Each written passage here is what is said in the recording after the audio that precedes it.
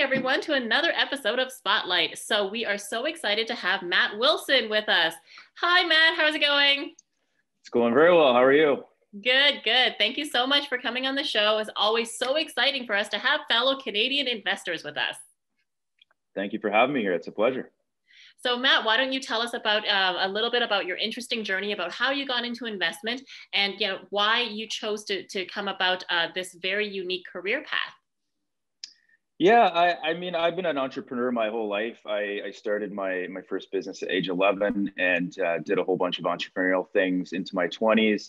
And I'd always also been a very big into financial markets in terms of investing. And I always read the financial section of the newspaper and started investing in stocks at a young age. So I had an opportunity throughout my 20s. My former business partner and I, we had built a CPG company. We ended up exiting, and then I sort of had an opportunity to combine my two passions, entrepreneurship and finance and investing. So I figured what better way than starting to invest in startups. So I pretty much joined every angel network I could, joined a couple of VC funds, and essentially just started learning by doing and writing small checks. And then that ultimately grew into scouting for a couple of different syndicate leads and VCs that I was LP with. And then most recently, just late last year in Q4, I decided, hey, listen, I could probably do this myself and start syndicating some of my own inbound deal flow. So I launched Allied Venture Partners in Q4, and just in a few short months, we've already grown to over 300 investor members, and we're just about to wrap up our next deal here. So it's been an exciting journey so far. That is great. And I do notice that Allied Venture Partners has a very unique kind of philosophy about diversity and about, finding opportunities where there isn't or where there isn't usually. So why don't you tell us more about that and why that's been important to you and your partners? Yeah, so my former startup was in Toronto. So coming from the Toronto ecosystem, I moved to Calgary in 2013, and there wasn't a lot of startup activity going on at the time, or there wasn't a lot of venture capital activity going on at the time. So part of my strategy with Allied VC is to provide local investors with greater access to diversified deal flow to experienced VC markets, because I had built such big and strong networks in those markets. So providing them more access to venture scale deals. And then on the flip side, having my investor network, which is predominantly in the US, start introducing them to local companies in Western Canada and trying to get some outside capital into the market. Because right now, if you look at the landscape, it's challenging because we have so much money floating around from decades of oil and gas. But when it comes to technology and software and innovation, a lot of the investors, it's just out of their wheelhouse. They're not familiar with it, right? So my goal is to help bridge that gap and really sort of diversify, like you said, diversify the funding landscape in Western Canada and get more of our technology founders in front of these really big US VCs that can hopefully move the company forward and give us our next unicorn. Yeah, absolutely, because we are always thirsting for our next unicorn, always. Speaking of being in Western Canada and the oil and gas industry, I know that there have been people who are coming kind of from old money, approaching me about syndicates, approaching me about how to invest in tech and these kinds of things. What kind of trends are you seeing on your side? Are people investing in kind of new technologies that are really outside of the oil and gas wheelhouse from old money, or do you think that they are innovating more but within that same industry? What are your views on that? Yeah, I mean, I think like they know that they need to diversify their portfolios. They need to get into software technology, however that looks. But I don't think they need to step too far out of what they're currently used to. So I mean, they know energy, they know oil and gas, so it's not that much of a jump to start looking at clean tech. For example, it's a great example. And there's a lot of really interesting things going on in clean tech in Western Canada.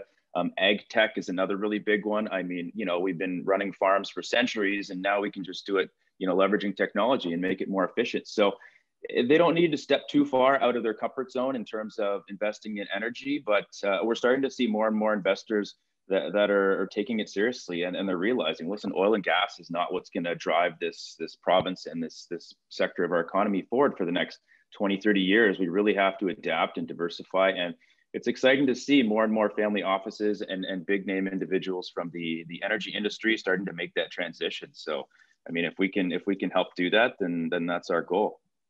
Talking a little bit more about the trends in 2021, where we are right now, what kind of impact do you think the pandemic, being locked down and everything, is influencing new technology changes and trends where you are at, or what you guys are investing in? Yeah, I think a couple of interesting trends. I'm really liking what we're seeing sort of on this whole DeFi thing with DeFi finance. I mean, really, the banks have been, taking advantage of consumers for so many years with fees, and it's great to see things become more decentralized and really putting the power back in the hands of the consumers.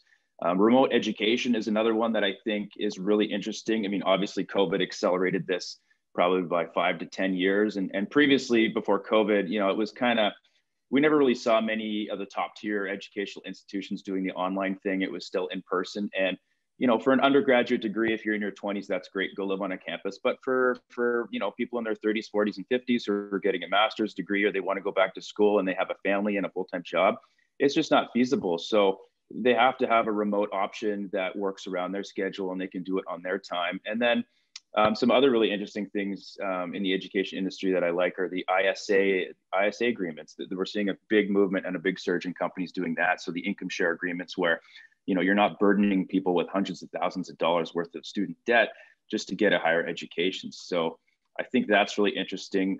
I also think we're going to see a big rebound in travel.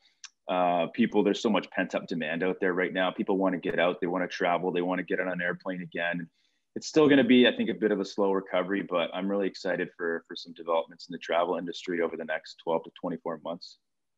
Yeah, I actually haven't heard as many, innovations in the travel space post-COVID as I have in other industries too, which was one of the things that really surprised me, the ability to actually be changing the way that we are doing safety checks, health checks, sanitary checks, and all of these things. I thought it was going to be like a big boom, a big like revolutionary. But in terms of the actual deals that we are seeing that are going into that space, was just a little bit less than expected, coming from other industries, especially too. For yourself personally, were you one of those people that had personal quarantine pandemic goals, like I'm going to bake sourdough or I'm going to get a Peloton? Were you one of those people that had specific goals, and will you share with us what at least one of these goals might be?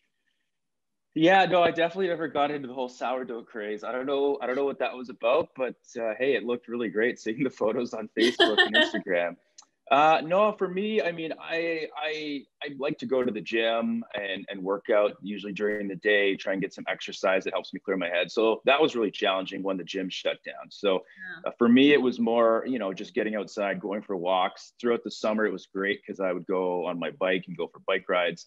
But for me, yeah, the biggest goal was just trying to sort of maintain that daily regimen, like not letting work and life sort of just blend into one big, blur now. And we're seeing people that are working at 10 o'clock at night after they put their kids to bed. And I think it's important to really keep those boundaries. And, you work during the day and then, family time or spend time with your loved ones at night, and don't let work bleed into that, because it'll just take over your life. So it's just trying to be more cognizant of that has been my main goal, I'd say. It's like a daily goal then, every day of the pandemic. Absolutely. Oh, that's funny. Oh, that's great. And also a really good lesson for us to be going forward, because it looks like, some people may never be going back to the office full time again. And this challenge will still be there. It will still kind of exist, so that is wonderful. So for people that are going into the investment scene, because it is one of the side hustles that have become much more popular, in 2020 and going forward now, what kind of tips and tricks would you give them, and what kind of advice would you give people kind of going into the scene for the first time? Yeah, I think we're seeing a lot of people, start to angel invest and get more into the industry now. I just think there's a lot more capital floating around, right? People aren't taking their trips. They're not, going places, so they have more money and they're looking to invest. And I would say the best advice is to just start small. I mean, if you don't go out and start writing, $25,000 checks, because, you're really going to get burnt. You have to go out and instead maybe join a site like AngelList and write $1,000 checks, and just start to dip your toe and read the deal memos and get more familiar with the process, learn what makes a good technology investment, what are the questions you need to ask, and start to build a portfolio approach and scale up as you go. As you get more and more comfortable, then you can increase your check size, and always remember to save some dry powder for follow-on rounds, because I think that's where the real money's made. That's great. I love that. And is there a particular piece of advice that someone gave to you when you first started that really stood out? Yeah, I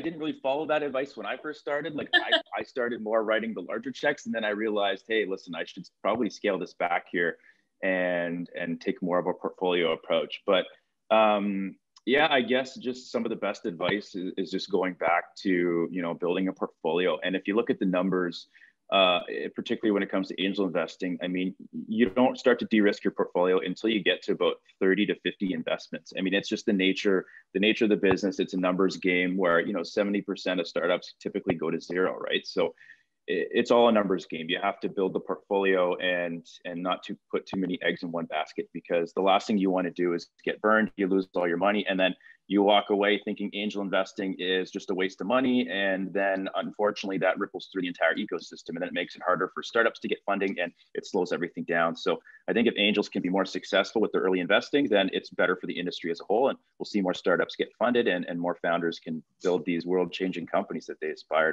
to build. So that's great. Fantastic. And really, really good advice as well. So now to get to know you a little bit better, Matt, we're going to play a game. It's called The Truth and a Lie. So I asked you before if you can take out 2 pieces of paper. Okay, awesome. And you have a pen? Yes? Yes. Wonderful. All right. So I want you to write one thing that is true and one thing that is a lie, one on each piece. And then we're going to see if we can guess each other's. Okay.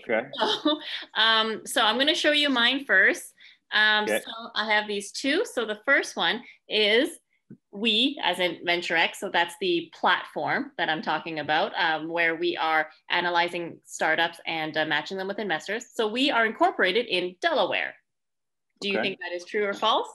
And this is the second one. The angel fund, so VenturX Capital, is headquarter is Victoria, BC. So these are 2 separate entities, but which one is true and which one is false? I'm going to go with the headquarters in BC, just because I know you're in Canada, but I know you're not in BC, but I'm going to go with the Canadian connection and say the yellow card is true. That's right. Yes. So our angel fund is headquartered in Victoria, BC, which is my hometown where I am born. Yeah, so I wasn't sure if I actually told you this or not. So I'm like, maybe he's going to forget. No. If I did. No. So let's see yours. All right. So here's the first one. I don't know. It says, yes, growing up, I played hockey with Sidney Crosby. Okay. And then what is the second one? Second one. In university, I wrote a book on sports betting. Wow. Can you hold them up side by side so I can kind of see it?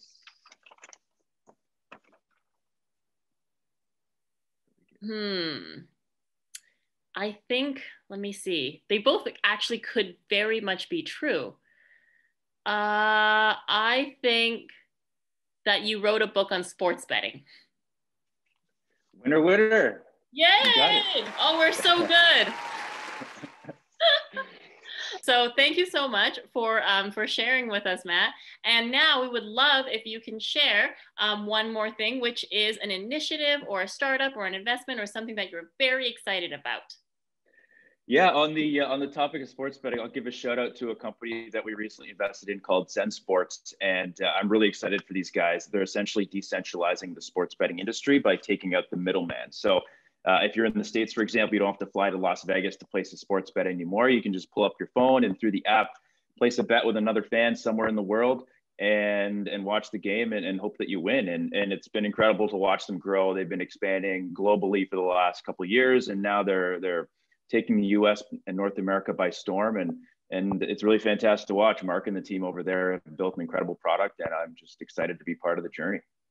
That is so incredible. I actually love hearing about startups that you thought, wow, that didn't exist before. Because of course, somebody who was not in it would think that you should be able to do that. You had to fly all the way there before? That's insane.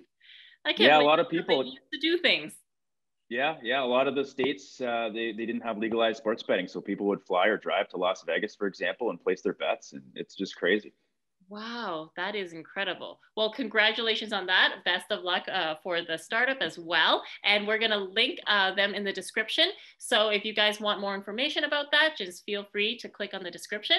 And thank you, Matt, for joining us on our episode of Spotlight. It was so great having you. And until next time, guys.